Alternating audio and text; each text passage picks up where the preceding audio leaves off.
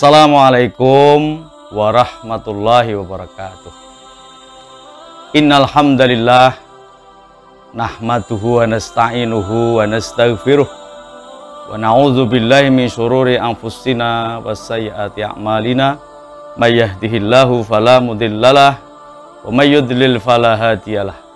Asyhadu an la ilaha illallah wahdahu la syarikalah wa asyhadu anna Muhammadan abduhu wa rasuluh. Pemirsa sekalian, rahimakumullah. Allah Subhanahu wa taala berfirman dalam Al-Qur'an surat Ibrahim ayat 7.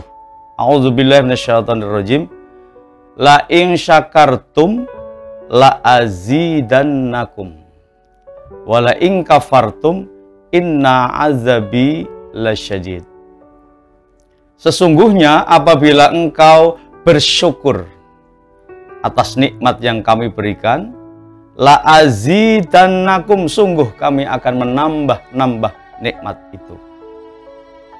Wala in kafartum, dan apabila engkau kafir, ingkar, tidak bersyukur atas nikmat itu, inna azabi, sungguh azabku lasyadid, sungguh-sungguh sangat pedih.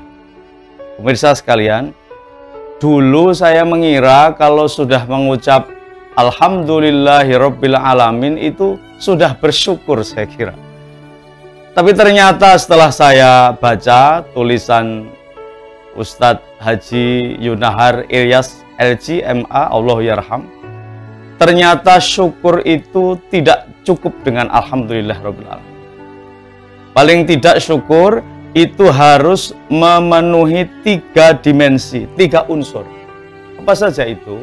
Yang pertama adalah menyadari sepenuh hati bahwa seluruh nikmat yang kita terima ini adalah pemberian Allah Subhanahu wa taala. Ini yang pertama.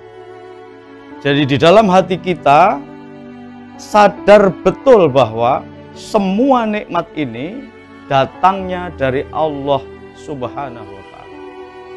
Kita hanya berusaha, kita hanya berikhtiar, tapi Allah lah pemberi segalanya.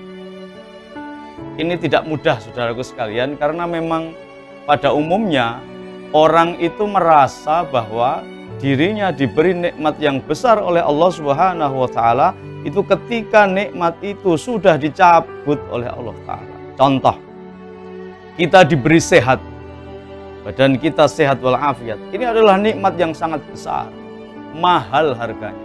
Tapi orang yang menyadari betapa nikmat sehat itu adalah nikmat yang besar, itu biasanya justru orang yang sedang sakit. Ketika kita sedang sehat, sering biasalah kenapa dibicarakan, sehat aja dirembuk ketika kita sedang sakit. Tapi ketika kita jatuh sakit, maaf, ketika kita sedang sehat sering begitu, tapi begitu kita jatuh sakit, baru kita merasakan betapa nikmat sehat itu besar sekali artinya. Bahkan ada yang mahal sekali harganya. Lalu contoh lain, kita bisa melihat seperti ini. Ini nikmat yang sangat besar. Tapi justru yang merasakan betul nikmatnya sehat orang melihat, itu adalah orang yang buta, yang tidak pernah melihat. Betapa dia selalu bermohon pada Allah Subhanahu wa taala untuk selalu diberikan bisa melihat seperti orang-orang yang lain. Bahkan sampai menangis, sampai memohon-mohon, ya Allah berikan saya kesempatan bisa melihat. Sehari pun sudah terima.